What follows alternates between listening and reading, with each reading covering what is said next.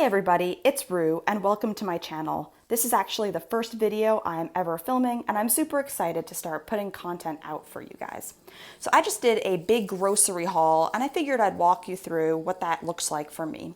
So I don't have terribly much food in my fridge. I actually just returned back from my winter break and you can see my fridge is pretty sparse. I've got some half and half and some heavy whipping cream. Those are like my emergency staples. I've got some butter. I've got a little bit of sheep cheese going on, but my fridge is pretty bare. And same goes for my freezer. In my freezer, I've got frozen broccoli, frozen blueberries, a little bit of meat, and then just some miscellaneous odds and ends, mostly coffee. Decaf coffee in particular, because decaf coffee with heavy whipping cream is a luxe dessert. I am not even joking. Okay, so on to my grocery haul. What did I get at Walmart? First of all, the numbers maybe. I spent around $100 for these staples and I expect this food to last me more or less 2 weeks. So I try to eat on about 50 a week. I don't eat out at all. So my dining out budget, my coffee out budget, that is all zero. And I do spend roughly 50 per week, which I feel is reasonable for an animal-based, protein-based, ketogenic diet. It is not an expensive diet. It's not the cheapest diet in the world. And I will say, disclaimer, I acknowledge that these ingredients are not of the highest quality. Like in an ideal world, I would definitely buy locally raised and humanely treated and well-fed meat and all of those good things. But realistically speaking, I am a grad student. I'm on a grad student budget. And so I'm on a mission to eat healthfully, comfortably, and affordably. And I think I do a decent job of that. So let me walk you through what my haul looks like. You're gonna notice a lot of eggs. So each of these are a dozen and a half. We have 18 per package, and there's 1, 2, 3, 4, 5, 6. There are 6 going on. I am a huge egg eater. Then onto my protein. So I have chicken breast tenderloins. I did splurge and get the tenderloins and not the breast. Chicken tenderloins with butter and garlic got me super excited, and that's kind of why I did this purchase. On the other hand, protein related, I got 3 packs of ground beef. It's 80-20, so there's a reasonable fat content there. The lean stuff is revolting, and you just sort of have to add fat anyway to make it palatable. So why not buy it with the fat already in there, right? Saves a little bit of money. And another cost-saving measure is I buy the 4.5 pounds. So each of these bad boys is about 4.5 pounds, right? So my first thing after this video is going to be to separate my ground beef. I'm going to roughly portion out 1 pound servings because yes, I do eat up to a pound of meat per day on a regular day. And I'm just going to stash those 1 pound containers in my freezer. And I thaw them out the day that I use them. I cook them up for dinner. It is delicious, but if you buy in bulk, you do reap some cost-saving benefits.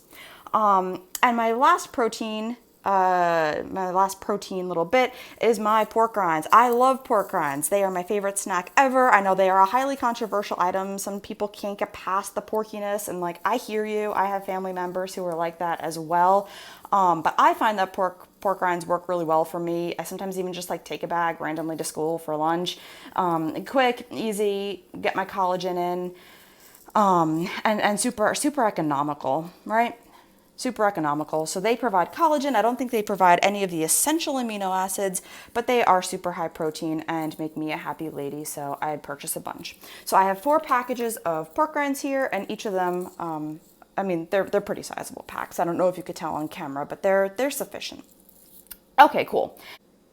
So now onto my dairy. I am at this point a low casein cheese consumer. I at one point was completely casein free, more or less, due to a sensitivity. My blood work revealed, numbers through the roof indicating, oh, hey, you should probably tamp that down a little bit. But I'm introducing small quantities to great success, and I'm super excited because I did miss my extra sharp cheddar cheese, not gonna lie.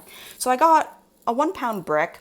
And I buy it in brick as opposed to shredded for a couple of reasons. I mean, first of all, if I have to do the shredding by hand, I'm just less inclined to overconsume.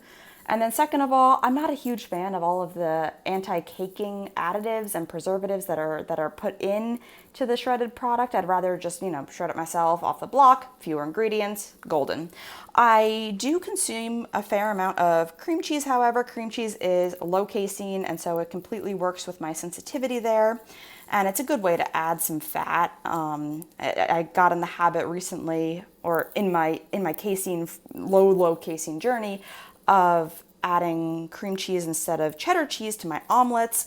And it may sound a little weird on first take, like granted, but it is some good stuff. I am very pleased and very happy. And cream cheese at Walmart is super cheap. Okay, finally onto my produce. So I am definitely meat forward and protein centric, and at one point I was more or less carnivorous. I did not really incorporate any veg into my diet, but I'm slowly transitioning into being able to incorporate a few more items. And so here's just what I bought. I have some onions, they last kind of forever, and same goes for the garlic, some green peppers, a little bit of cilantro, and some mushrooms. Those are my my veggies.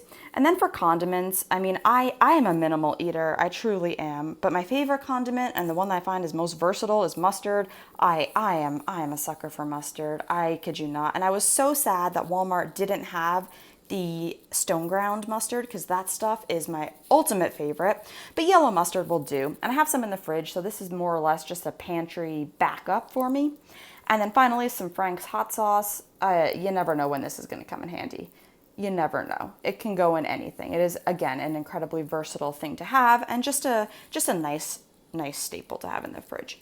Okay, so here's my overview. All of this for about $100. And at this point, I got to go and separate my, what is that, probably 13 and a half pounds of ground beef into 1 pound servings. I hope you found this helpful, and best of luck in your continued journey towards health and optimal wellness. See you later.